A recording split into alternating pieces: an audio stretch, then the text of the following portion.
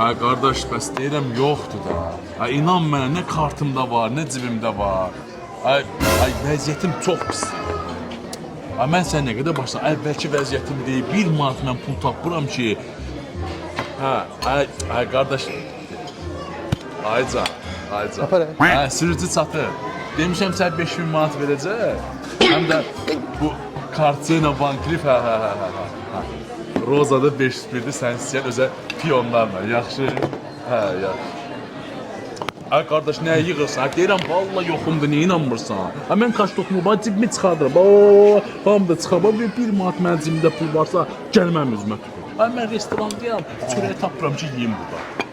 Dilənəcəm görüm kim mən burada yemək verəcək, ya afçantaz da xahiş edəcəm. Ay yoxumdur da qardaş. Apar. Ay bir dəqiqə qardaş, ay nə qalsan? Ya cebində pul yoxsa yeməyi nə ilə alacaqsan? Hə, pulum, ona buna vermək yoxdur. Belə mənim xərcləmə həmişə pulum var. Ha varındır. Yemək şeylə günə. Yeməyə də pulum var idi. Gətirəm 50 maaşı. 50 maaşına gəlin karetsələr verdim və tez olsun.